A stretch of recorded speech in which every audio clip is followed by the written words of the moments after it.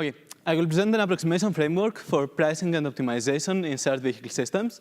This is a joint work with two amazing collaborators that are there, Daniel Freund and Banerjee. So I do not need to convince you that shared vehicle systems is a very prominent means of transportation for everyday commuting in at urban centers. The main operational challenge when we try to work with such systems is the imbalance between supply and demand. And in order to deal with this problem, essentially we need to find some rebalancing controls in order to make sure that the supply will meet the demand. And such controls that are used, for instance, involve dynamic pricing. For instance, Uber is using surge pricing and Lyft is using prime time. Trying to decide which driver to assign to each customer that wants to use a ride-sharing application, or how to move empty vehicles around the system in order to enhance its operation. So a problem that arises when we try to analyze such systems is the existence of what I call network supply externalities. And essentially, the problem is that unlike traditional pricing, if I decide to take a car to move from here to Boston, then I move a car from Cambridge to Boston. And this car, the new car, might enable a new customer to take the car and move to their favorite destination. So this might create a domino. So this might create a domino effect, then that can propagate throughout the whole system. And so that's why such network externalities are very well captured by queuing network models that are generally analyzed, that generally can be analyzed in steady state because they operate in very fast timescales. So just a preview of what is our main result. Essentially, our main result is a unified queuing theoretic framework that returns controls such as prices or other rebalancing controls that are within an approximation ratio of 1 plus number of stations over number of vehicles. And I want you to note two things about this guarantee. The first thing is that it is very close to 1 for real parameters of the systems. For instance, for the city bike parameters, it would correspond to an approximation ratio of 1.06. The second one is that this is parametric. So if you have more vehicles, the approximation guarantee becomes better. And asymptotically, when the vehicles go to infinity, when you reach some fluid limit, you will have optimal behavior. The second thing that I want to note about this result is that it's a unified framework that serves as a master key that I can apply to multiple different objectives. For instance, throughput, social welfare, revenue, even multi-objective settings. When you want to maximize revenue, for instance, subject to a lower bound on the social welfare. This is called Ramsey pricing. And also it applies to different controls, all the controls that we discussed before. Dynamic pricing, matching, rebalancing, etc. And in contrast, the previous work essentially focused mostly on asymptotic guarantees for particular settings, or there was also one work by Wasserhol and Jost that provided finite guarantees, setting guarantees, but this cannot extend beyond throughput and dynamic pricing. Our results, on the other hand, achieve all the previous guarantees as special cases, and at the same time provide a unified framework that can give approximation guarantees even for finite settings that are 1 plus number of stations over number of vehicles. So, as I said, our technique applies to multiple controls, but I will focus on dynamic pricing throughout this talk, just to have a clear example in our minds. So what is a model that I will use in this talk? There are some vehicles that are across the stations, and then some customer arrives, and they want to move from a particular station SI to a particular destination TI, and we assume that they arrive with some Poisson arrival process, and we know the rate for this Poisson distribution. And also, they also have a value, so we are in a Bayesian setting in that sense, and the value also comes from distribution. We know the distribution, but of course, we do not know the realization of the value for the particular setting. And then the platform that sees the person that arrives offers some price. And this price in principle can depend on anything. It can depend on the source of the person. It can depend on the destination. So you can have point-to-point prices that are different. And in principle, it could also depend on the configurations of vehicles across stations. That is, how many vehicles exist at every single station. So we allow a big generality on the set of the pricing policies that we are going to compete against. And now, if the value of the person is below the price, for instance, if you open your Uber app and you see a huge search price, then the user just leaves the system. If you go to the station that you're going to use and you see that, unfortunately, there is no vehicle that you can use, again, you will leave the system. And otherwise, if your value is above the price and at the same time there exists a vehicle that is available at the particular station, then and only then the person gets the vehicle and moves it to the destination. And in this case, the configuration of the system changes. One vehicle moves from the source to the destination. For this talk, I assume that this happens instantaneously, although our results extend even if we have delays. And the platform gets some reward. And essentially, the rate in which these rewards will be accumulated over time is the objective function that we want to maximize. So the objective function that we are interested in essentially can be decomposed across pairs of stations and will correspond, and for each pair of station, S to T, we are interested in the contribution coming from people that are going to travel from S to T. And what is this contribution? It is the rate in which these people are arriving times some term that is essentially the expected contribution of a single person that wants to move from S to T, which, in order to analyze it, I will introduce some notation.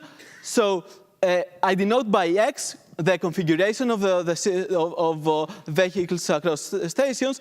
This is how many vehicles exist at every single station. And I will also call it state of the system, because it's the state of the underlying Markov chain.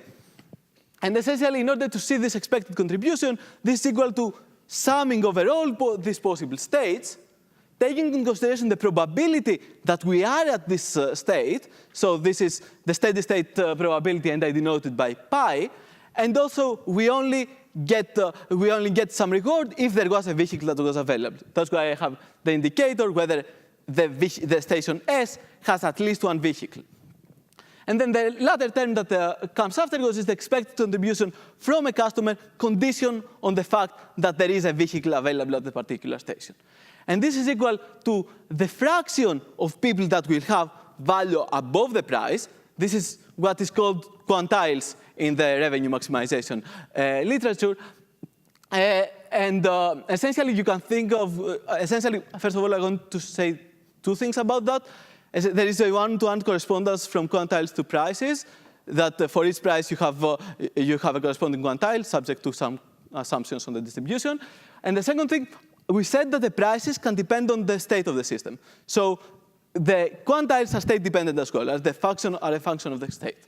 And the latter term that comes is the expected contribution from a customer, conditioned on the existence of a vehicle, and conditioned on the fact that their value is above the price. And this we refer to it as per ride reward, and I denote by rewards of ST. And just to have some examples in our mind, the per ride rewards for throughput will be 1, because if you end up taking the ride from S to T, you contribute 1 ride to the objective function. For revenue, this could correspond to the price, because if you take the ride, you pay the price to the person, to the platform that runs the system. And generally, we can accommodate multiple objective functions. The only assumption that we require is that the function of quantiles times per ride rewards is concave. And for revenue, for instance, this could correspond to the concave revenue curve assumption. And for throughput and social welfare, it is satisfied automatically.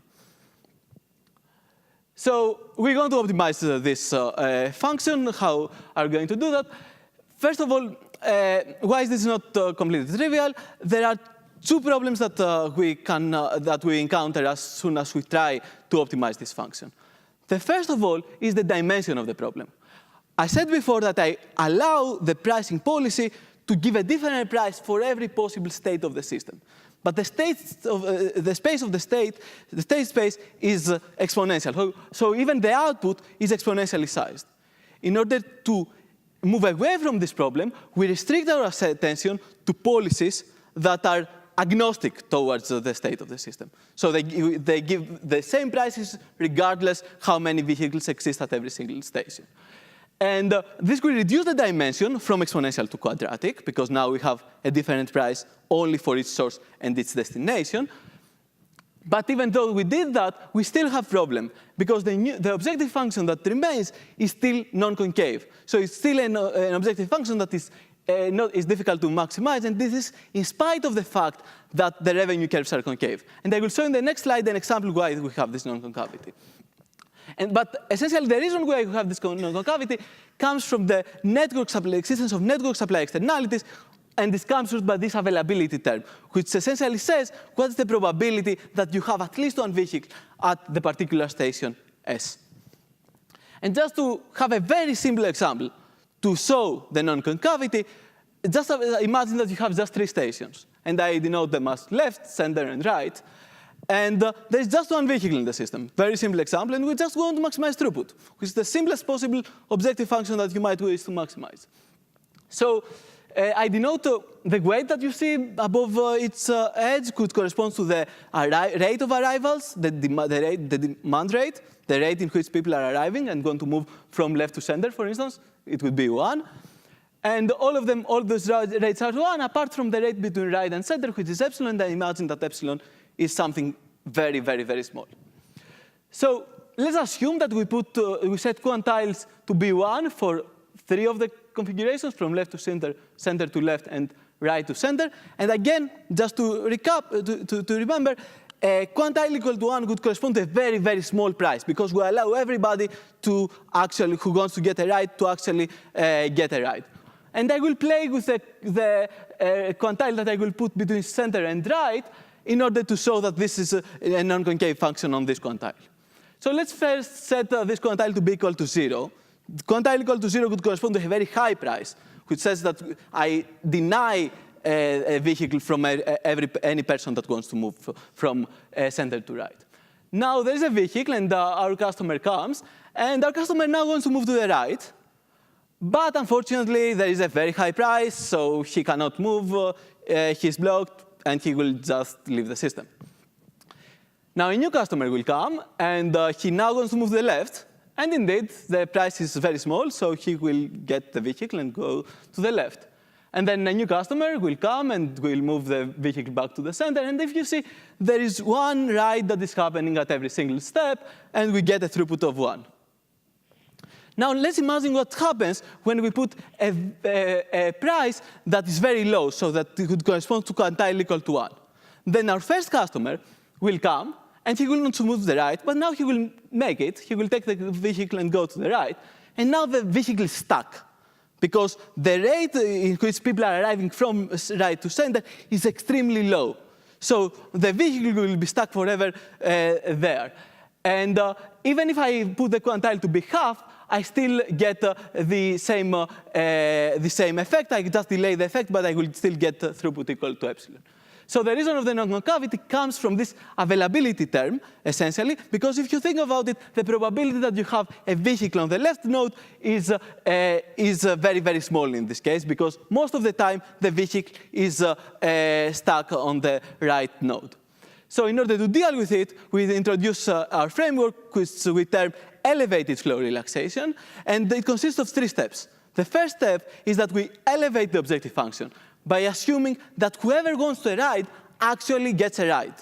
So in mathematical terms, this would correspond to deleting completely this availability term that was the reason of the non-concavity, and now our objective function becomes concave. However, by doing so, we have completely disregarded the effect of the network externalities, because this availability term essentially was capturing the existence of the network externalities. So now we need to impose some flow conservation constraints by saying that the rate that people are arriving, at every station is equal to the total incoming demand to this node. And essentially what this captures is the fact that if you want the availability to be equal to 1, you better give a vehicle to whoever wants it. So the rate that people want a ride, want to get to move from a particular station S should be equal to the vehicles that are coming inside. So this is a flow conservation constraint. And note that this is linear, so we have a linear polytope that we want to optimize over. So we have a concave objective function and a linear polytope, and hence we can solve the relaxed convex relaxation and get our solution, our pricing policy. And now the main result of this talk is that the solution, the pricing policy that is returned by the elevated flow relaxation is within 1 plus number of stations over number of vehicles compared to the optimal pricing policy. And note that the solution that I'm giving you is a state-independent pricing policy. It's a pricing policy that is agnostic towards the state of the system. However, the guarantee works well even against state-dependent pricing policies, even against pricing policies that could give a different price based on how many vehicles exist at every single state. So it's a strong guarantee. And the sketch of the proof essentially comes from 3 steps. The first step is that we can bound the state-dependent optimum by the value of the elevated flow relaxation.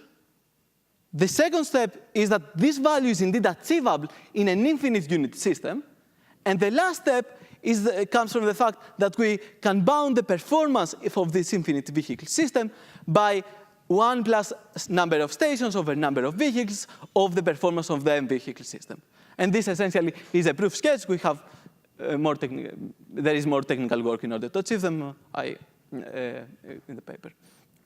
So to conclude, we introduce a unified approximation framework that returns controls that are within 1 plus number of stations over number of vehicles compared to the optimal state-dependent controls.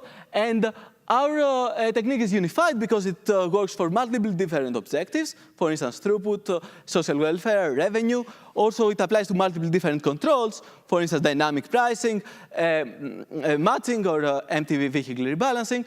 It can work in multi-objective settings, such as Ramsey pricing, as I discussed before. For this talk, I used the fact that we have no delays, but instead we can afford having transient delays that we model as MM-infinity queues with a small degrade in the guarantee. And also, we can afford constrained pricing settings. For instance, the prices to just be origin-based, as was happening in Uber, that you had just had set pricing based on the origin, or coming from a discrete set. Moving forwards, the interesting directions are of 2 categories. The first direction is to tackle essentially the assumptions that we are making in this paper. We are assuming that we are at a steady state, which is a reasonable assumption because usually the systems are operating at fast time scales, but it would be interesting to see whether we can indeed get some guarantee about the mixing time of the system. The second assumption that we're making is that we know the arrival rates and the value distributions of the customers. It could be interesting to see whether we can infer them or we can learn them on the fly and have something that performs well without having this assumption. And the last thing that I have there is about the parameters. We assume that the parameters are static. It would be interesting to see how we can adapt these techniques to changing parameters that can incorporate, for instance, spikes, instead of just restarting our technique every time. And the second point that I have here is regarding competition. Usually, such platforms do not appear alone. There is Uber and Lyft, for instance, in ride-sharing systems. And it would be interesting to see how our guarantees our results could work in settings where you have competing platforms.